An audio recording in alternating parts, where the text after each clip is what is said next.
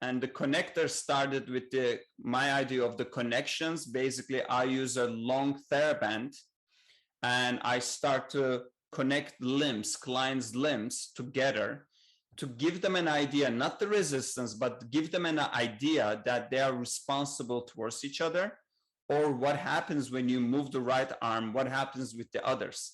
Did they want to come with it? Does it have to resist against it? Does it have to move together? Contralateral, bilateral, unilateral. So it was a great success when clients start to use the connections with me. They didn't ask anymore, what am I supposed to feel this? Where is my arm? Yeah. Am I doing it right? It was less. And there were a lot of focus on what they're doing. And that create precision, that create flow, that create full body movement patterns. So everything Joseph talked about in a way. And you know, it's interesting. I mean, we could take this into the kinetic chains too, which makes sense. Connector, connections, connect. And what I find interesting, and we've talked about this before, but the idea of, you know, a closed chain environment where the proximal body moves on the distal part of the body. Your hands are fixed on the foot bar and your body's moving, or your feet are on the floor and you're doing a squat. That has the greatest proprioceptive load in the body.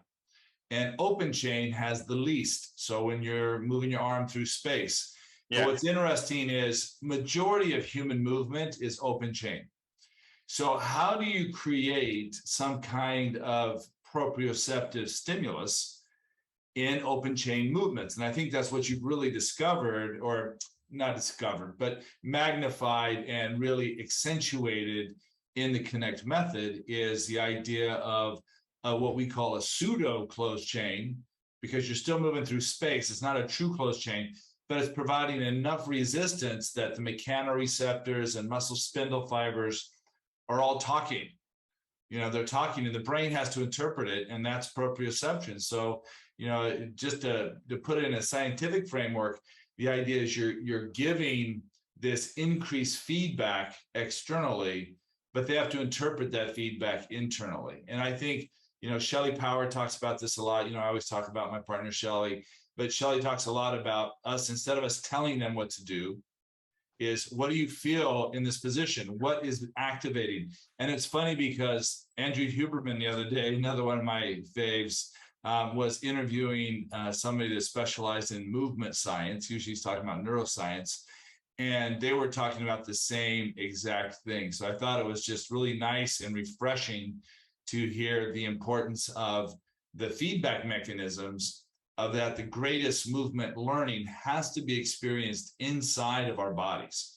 We have to identify that feeling inside our bodies. And I know that's true with the connector, because I get on with the connector. You know, we have a whole studio here in the farm. Every machine has the connector on it, which we'll talk about in a second.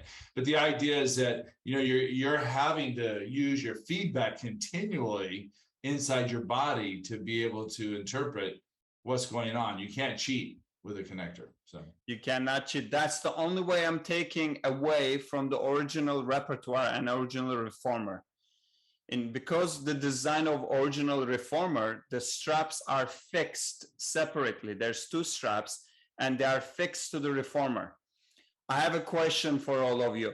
How many of you, put hands up, or me, say something. How many of you remembering laying on the reformer, holding the straps and saying, I want to do this, but I wonder if it will work with the straps?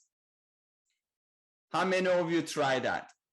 You don't even know how many times I did that when I was trying, laying down, and I'm going like, will this work? Oh, it didn't work. Can I do this? No, it's not working. There's a slack.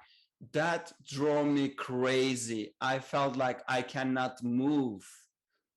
Here we go. Look at everybody. I'm not alone. I feel so happy that I'm not alone.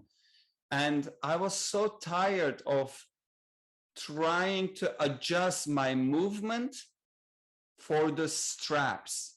And I wanted to create a system that I will move and the system will adjust to my own movement.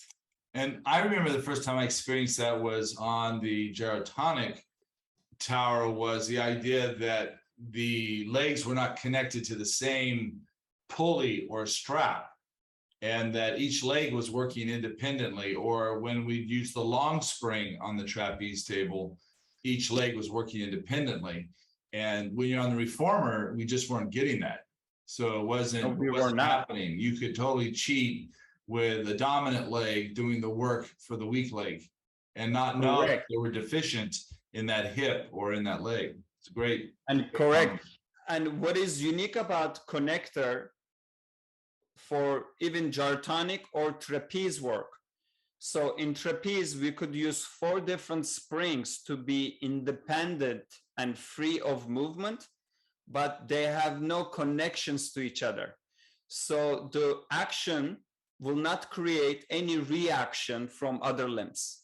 But in Konnector, it's kind of like, even if they decide to be independent from each other, they have to agree to be in the team and be responsible their own movement pattern. And when that doesn't happen, there's an internal feedback. Yeah. And one of the stories that I love, I think it's a perfect time to explain. I'm trying the Konnector with my client, old, long-time client. And I said, close your legs and arms in the same time together. Close them together. So she started and she slid to the side. And as a Pilates teacher, what am I going to do, Brent? I'm going to say, engage your core, right? We're going to talk about what she did wrong. Before I said anything, she went like this to me. She went, shh. And I'm like, okay, I'll be quiet. What are you going to do? And she reorganizes herself and she gave it a second try and she was perfect because she felt it. She already knew. When I saw that, I was like, oh my God, this is amazing. Yeah. Now imagine how much I can focus on what she really needs, what she needs next that I need to look and explain to her so she can take her movement patterns to next level instead of keep repeating, engage your core, engage your lats, stay straight, don't lean to the right.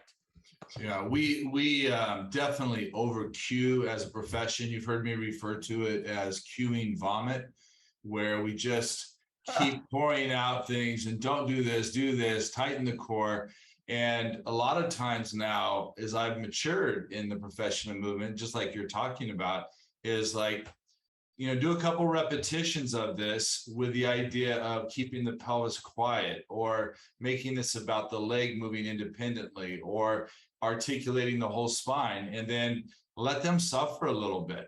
And then say, try this or feel this, or what happens if we put this spring on, or if we do that, how does that feel? Oh, now I understand what you meant, right? And I believe that transition, now novice movement always is going to over recruit. It's always going to co-contract. It's always going to fall off the reformer or the oov or the bicycle. It doesn't matter. That's part of our learning. And I think sometimes we expect perfection so early instead of letting the body go through the failure. Just like your client you just mentioned, she failed, but she immediately said, oh, that told me what I did wrong. Yes. I don't need you to tell me what to do right. The straps told me. And Daniel Vladeta would say the same thing. You get on the oov and you're trying to do a task and the oov is talking to you, right? The oov is talking to you. You as a teacher don't really have to say anything. And it's such a deep level of input into the body, just like the Konnector is. It's such a deep level of information coming in that the body's not trying to solve it by a muscle contraction. Yeah. The body's trying to solve it by a task. You told her to do a task, bring your arms and legs down together at the same time. And her body had to figure out the task. And the brain's much better at task than if we said, if you contract your adductors and you did your core, bring that TA in 30%, 50 milliseconds before the adductors start working, you're going to have a perfect arm and leg, abduction, adduction in supine. And we just don't work that way. Yeah. And that's what you're discovering. I think if people can take anything away from the work you're doing, Viktor, and some of the other great leaders in the profession, is create environments that the body is going to learn from internally. I was just going to say that. I create an environment. It is an environment that people like. imagine all of you, how many of you again went to a boat? I'm sure you enjoy the boat. And how many of you, when you were in the boat, there were waves, right? Shocking. There's waves in the ocean. So now, how many of you start to think, okay, this wave is 2 feet high. So the boat is going to go 45 degrees to the south. So I should bend my right knee 25 degrees to rebalance and my TA activation. We don't do anything. Our body, without even thinking about it, our sensors starts to feel the boat is going right and left, and we start to just go against it. Nobody tells us anything except we know, oh, I should not fall down.